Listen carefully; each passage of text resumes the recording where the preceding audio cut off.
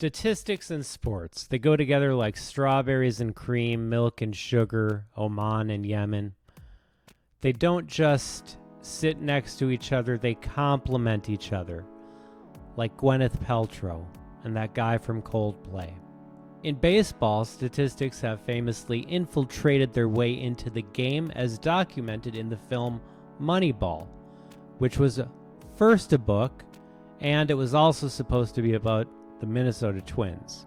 But that's irrelevant because even a second-rate Oakland team with no World Series appearances during the Billy Beane era couldn't dampen the impact of sabermetrics or advanced statistics. I played the state champion of a different game last night, darts. Now, I consider myself to be much better at darts than just about anybody around me on a given night. I also consider myself to be much worse than serious players or league players. All right, man. Thank you. Third maximum. I got crushed.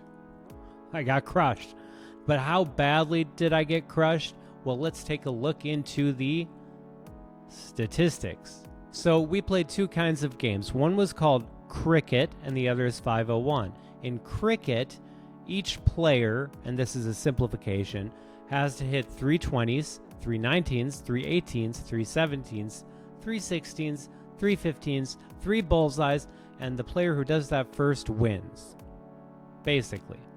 In 501, it's just however many points you get on a given throw is subtracted from the number 501 until you get down to 0. The first player to go out wins.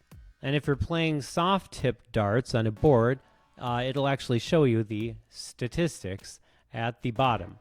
And what do these statistics mean? Well, in cricket, if every 3 darts you throw, you only hit one intended number, then you would average a 1. If you average 1 dart per round in cricket, then you're basically just trash. If you average 2, you're decent. And if you average 3, you could easily win many leagues. In 501, it's actually much simpler. If you average a 10 in 501, you're trash. If you average a 20, you're really good. If you average a 30, you could easily win a league based on that. So how did I fare last night? Well, in cricket, I averaged about a 2, and in 501, I averaged about a 20. So again, I averaged a 2 and a 20. He averaged a 3.75 and a 37.5. So he's twice as good as me. But basically, he's twice as good as me. But in chess, for some reason, there are no statistics. Rather, there are no publicly available statistics. And the reason for that, well, it's kind of unknown, actually. I emailed chess.com about a year ago, and I offered to work with them on a statistics-related project that I proposed. This is the gist of what I said. Imagine a future. This is a future where the value of human ingenuity reigns supreme. Imagine the kind of value that people apply to baseball statistics. Ted Williams batting 400. Ted Williams gunning for a 400 season. Is still going to play the second one. Aaron Judge hitting 62 home runs. A feat matched only by Barry Bonds, who most people agree was using baseball's version of a chess engine at the time that he did it. Rickey Henderson's 130 stolen bases and Joe DiMaggio's 56-game hitting streak.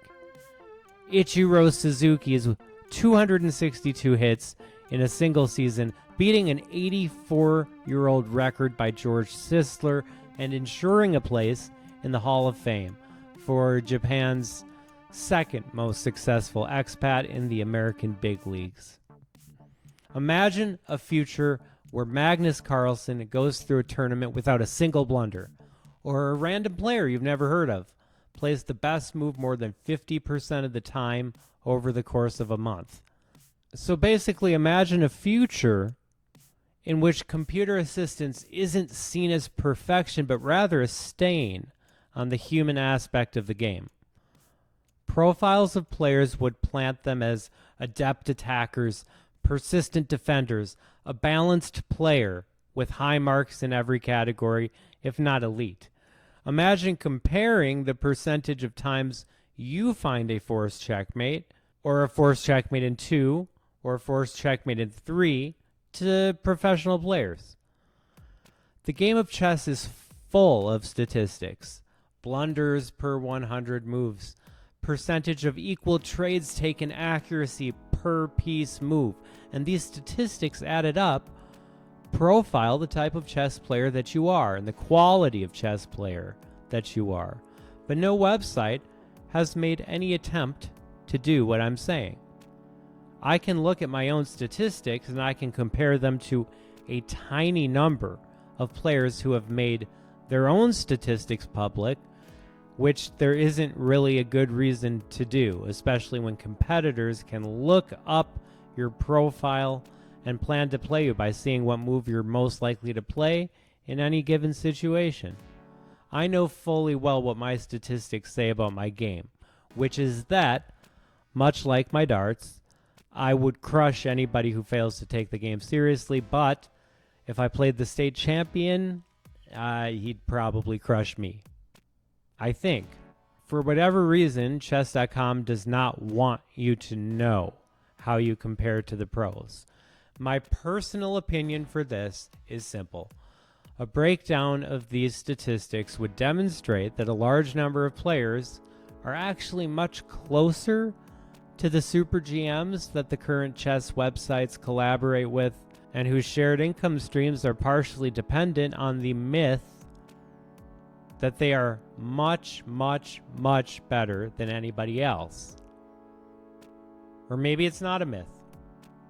Until or unless they actually agree to play me, I can only guess.